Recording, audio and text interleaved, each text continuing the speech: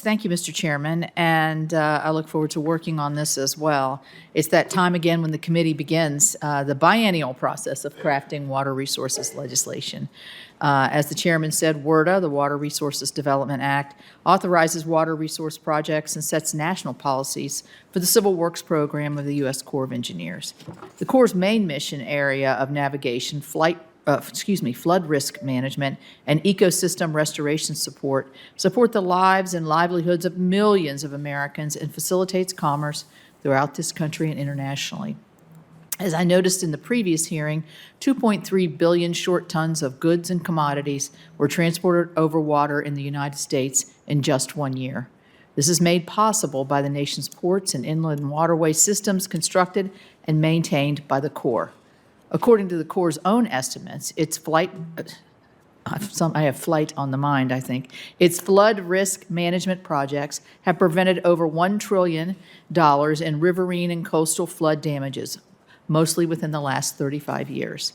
These projects and activities, in addition to other important mission areas, are authorized and directed by Congress under WRDA. The most recent WRDA legislation enacted by Congress in 2020 included several provisions that are important to the country and my home state of West Virginia.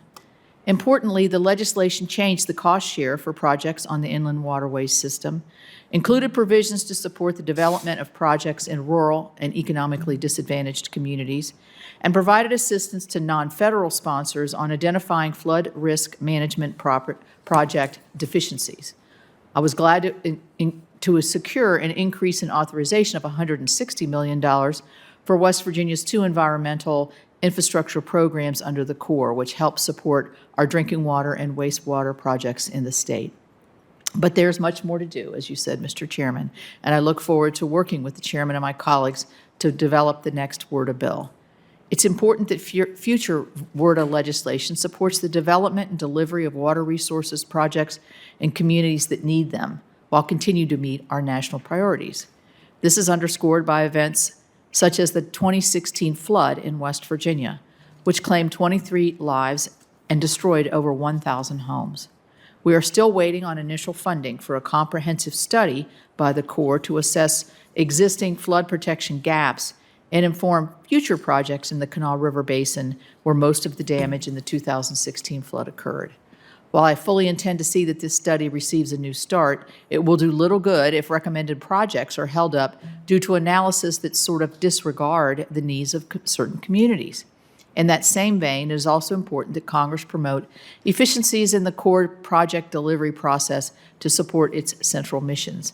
The Corps decision-making process is often perceived as a black box by non-federal sponsors without the requisite expertise or experience, and this should change.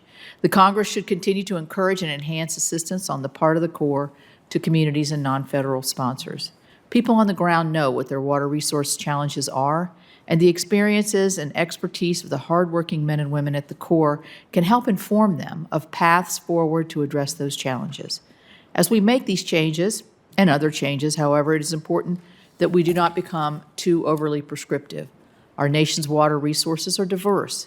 As I said, communities know better about their unique needs than policymakers here. So we must preserve the important role of non-federal sponsors in the development and delivery of projects.